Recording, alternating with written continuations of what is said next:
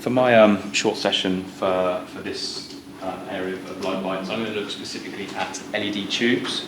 First of all, I'm going to look at what an LED tube is and how they work. Then I'm going to look at some reports and research carried out by the Department of Energy over in America, before finishing up with a comparison of an existing fluorescent installation with changing over to LED tubes.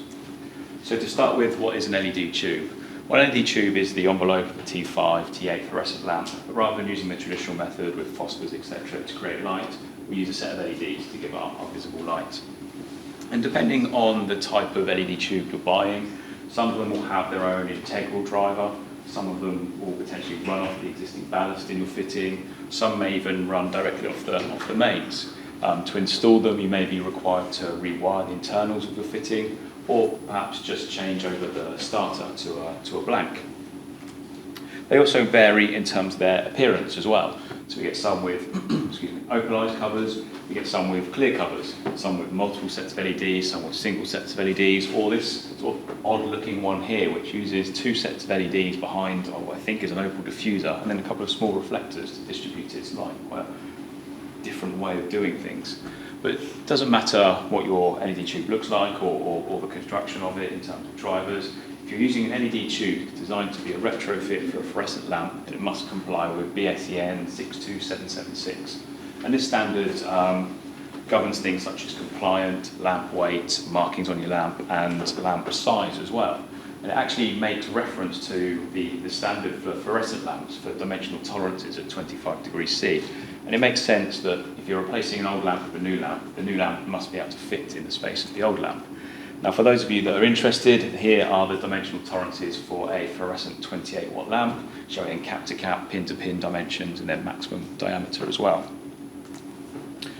So as well as complying with 62776, the lamp obviously needs to be CE marked as well if we're going to use it here in the UK or even in Europe.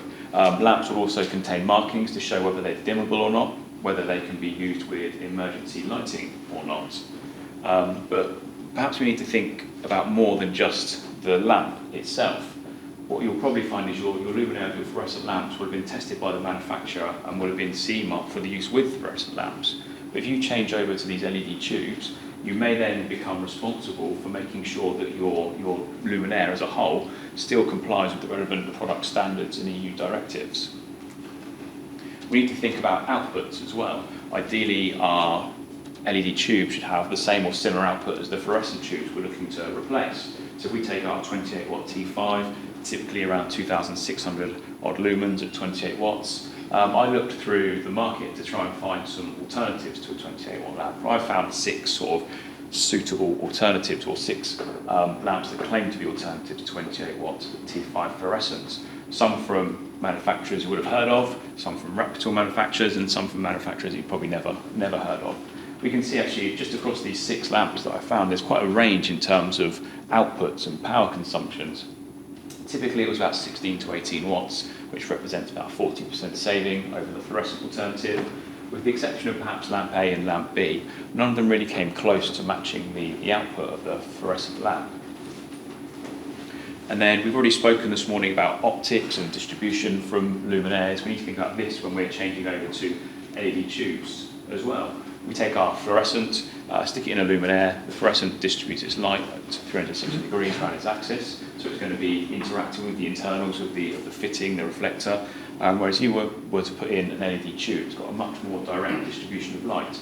You'll find that it potentially is going to have no or little interaction with the optics, which then could change the distribution of your luminaire and could lead to poor uniformity or hot spotting even across your space.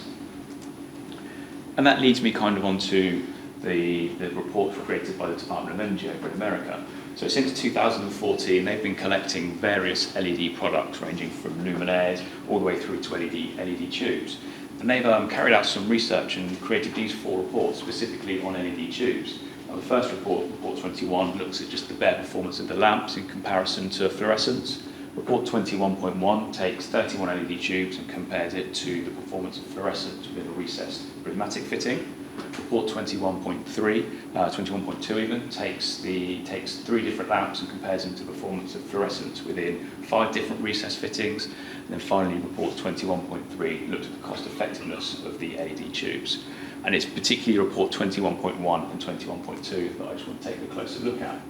So report 21.1 takes 31 different LED tubes that the Department of Energy have collected and compares the performance against the T8 and the T12 fluorescent, looking at things that perhaps aren't first obvious if you're just comparing lamp data sheets.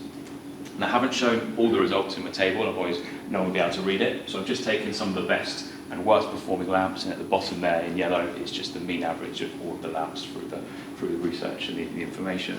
And we can see here that again, it's a real wide range in terms of lumen outputs and power consumptions compared to the fluorescents. But I want to look actually at the efficiency of the luminaires and the effect on the spacing of the luminaires as well. So within the report, there's this graphic here, which shows the relationship between the beam angle of the lamp and the efficiency of the lamp. And what we could see, the trend in this sort of information, this data, was that as the beam angle of the lamp got narrower, the efficiency of the luminaire increased. And that kind of makes sense. There's less light bouncing around in your optics, and less light's going to get lost, more direct, more light being punched out of it. And we saw that the clear lamps, which tended to have the narrow distribution, had the higher efficiency, and the more diffuse lamps with the wider distribution had the lower efficiency. And interestingly, the data sheet for the fluorescent luminaire claimed that it had an efficiency of 86%, which, if it hadn't been true, would have shown there was no benefit in terms of changing over to LED tubes. But the Department of Energy, being very diligent in their testing, actually measured the lamp with the luminaire with the T8 lamps in, and they found when they measured it that actually the efficiency of the luminaire was only 75%. So I'm not sure what happened there between the data sheet for the luminaire and the actual measurement, but if it hadn't have been for that, there wouldn't have been any improvement. The other piece of information that I found interesting anyway was that the diffuser actually acted as a bit of a leveler in terms of distribution out of the luminaire. We've already mentioned that fluorescent lamps 360 degrees, LED tubes much more narrow distribution. In fact, in terms of beam angle out of the luminaire, there was only about a 17-degree difference between the fluorescent tube and the worst performing LED tube. What this means in real terms is obviously our spacing is reduced with our luminaires. So the fluorescent luminaire had a 1.4 spacing to height ratio, the worst performing LED tube had a 1.18 spacing to height ratio. You put that into a real life scenario, if you had a ceiling height of say 2.7 meters, working plane of 0.75, your fluorescent luminaire would have a spacing of up to 2.7 meters, whereas your worst performing LED tube would have been down at 2.2 meters in terms of centers, which if you're doing a point-for-point replacement, 2.4 meter center grid, all of a sudden you've got your distribution's not as wide, so you could end up with dark spots between your luminaires. That's in the middle of a desk, or uniformity on your desk. Report 21.2 actually takes things a step further. So rather than having loads of lamps, they selected 3 different beam angles in terms of LED tubes and compared this to a T8 fluorescent in 5 different recessed types of fittings, looking at in particular the change in polar curves from the luminaires, but also other criteria such as visual appearance and visual comfort of the luminaires as well. And they got 24 facilities managers, energy consultants and lighting designers to come in and evaluate each of the luminaires and rate them between 1 to 4 on both of those criteria. And all of the samples were, if you excuse the phrase, blind tested, so no one knew exactly which lamp was in which luminaire. I'd just like to have a look at some of the results. So I'll start with our prismatic fitting we've already spoken about. On the left-hand side here, we can see the distribution from the bare lamps. In the centre here, we can see the distribution from the luminaires, the polar curves. As we've already discussed, we can see as we move down to the narrower lamps, distribution from the fitting narrows as well, but it doesn't actually narrow that much. And on the end here, we've got some photos of each of the fittings as well. Now, in my opinion, none of them particularly look great, but when you look at the fluorescent one at the top, you can see that contribution from the lamp to the insides, the internals of the fittings. As we move down to the more narrow beam lamps, we can see just that high contrast between the light source and the back of the fitting, which wouldn't be very good in terms of visual comfort, certainly isn't very good in terms of visual appearance. And that was the way that the facilities managers, etc., rated the luminaires. The fluorescent was given the best in terms of visual appearance and visual comfort, whilst the narrow beam was the worst for both visual appearance and visual comfort. The next one I wanted to look at was a recessed indirect luminaire. So we have a central basket which contains our lamps, all the lights, or most of the lights directed up into the wing reflectors before back down into the space. Interestingly, with this luminaire, actually the opposite effect happened in terms of distribution from the luminaire. So the narrower the beam angle of the lamps, the wider the distribution from the luminaire. And when we look at the images and the visuals, the fluorescent at the top there actually looks like a half-decent fitting, whereas when we get down to the narrow beam, again, we can see that hot spotting right above the lamp where the light source is. It doesn't give that greater visual appearance. And then finally, I thought we'd look at the recessed louver fitting. We can see, again, just the change in the light distribution from just changing over the lamp, again, and how much it becomes more defined as the beam end of the lamp gets narrower. How we've gone from a nice sort of batwing distribution down to this really peaky distribution, where we've got loads of light directly below the fittings and these high peaks out to the side. Again, depending on your spacing, you could end up with both those peaks falling in the same place and having a real hot spot, or if they overlap, then you can have a real dark spot between your luminaires. And when we look at the images as well, we can see again just the contribution the fluorescent lamps having up into the reflectors, and how this contribution onto the reflector is just helping to reduce the contrast between your light source and your reflector, just helping to improve the visual comfort. As we move down to our narrow beam fitting, how little interaction there is between the reflector and the light source is just on the bottom edge here. And if you look at that image really closely, you can actually just about see the dotting of the LEDs within the tube. So just to finish off, I thought I'd have a look at an existing T5 installation and compare light levels and energy consumption if we were to replace the fluorescent with LED tubes. So from my 6 sample lamps we looked at earlier, I'm going to take the best in terms of lumen output and the best performance in terms of energy consumption and see how they compare.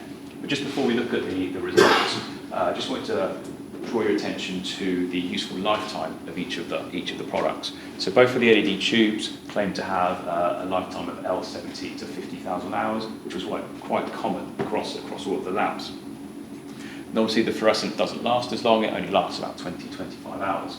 This has an L value of 90 at 20 to 25,000 hours.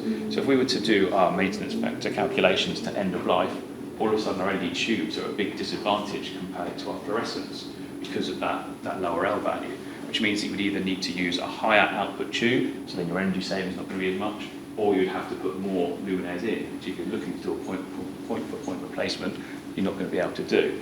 In fact, for the LED tube to have an L90 value, you'd have to restrict the life back down to about 15,000 hours, which is actually less than that of the fluorescent lamp.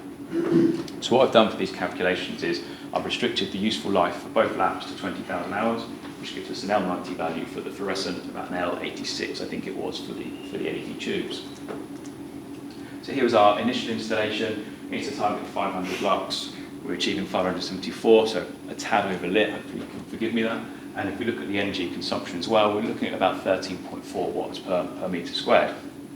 Now, if I were to change that lamp over to the best performing in terms of lumen output of the LED tubes, despite the fact we're using a slightly lower maintenance factor and the output of the lamp is slightly lower, we were still just about achieving our 500 lux at end of useful life. And you can see the energy story is better at 7.8 watts per metre squared. However, if I was just looking at data sheets and had chosen to use the lamp, which was the best in terms of energy savings, yes, the energy story is even better at 7.27 watts per metre squared. But now, at end of useful life, we're suddenly achieving 420 odd lux when we were targeted against 500 lux. So we would have been underlighting at end of useful life. Yet both of these lamps claim to be a suitable alternative for a 28 watt T5 fluorescent. Because I've restricted the life of the lamps in terms of these calculations, it also got me to thinking, one of the big advantages of changing over to LED tubes is this long lifetime, and that you don't have to do as much maintenance. Because now we're changing the lamps both at the same time, what sort of effect does that have on the total cost of the project in terms of total cost of ownership? So I did a quick total cost of ownership calculation, and we can see here, yes, despite the fact that the LED tubes aren't being run to their full end of life, there is still a small saving in terms of cost over a 20-year period, probably not as much as you would be expecting, and the lamps pay back for themselves in about 4.5 years. And that's purely based on the energy saving for the fluorescent lamp. We can see here, for the LED tube, we can see here that for the fluorescent lamp, about 75% of the cost over the lifetime is in the energy that the lamp uses, whereas with the LED tube, it's only about 50%. But currently, the LED tubes are still more expensive to buy in comparison to fluorescents. There's a lot more cost associated with the replacement light source cost. So to summarise, There's many different types of LED tubes available on the market today in terms of appearance, how they're made up in terms of drivers, etc. And the energy story, yes, is very good in comparison to fluorescent lamps, but we need to think about more than just the energy saving. We need to be sure that we're still getting correct lux levels. Is the uniformity across our space still good? How is it going to affect the visual appearance and visual comfort of the luminaires? If you are looking at claiming back ECA for your projects, then LED tubes aren't eligible under the criteria. And finally, is your luminaire still safe? Does it still comply with the relevant product standards and EU directives for CE marking? Thank you.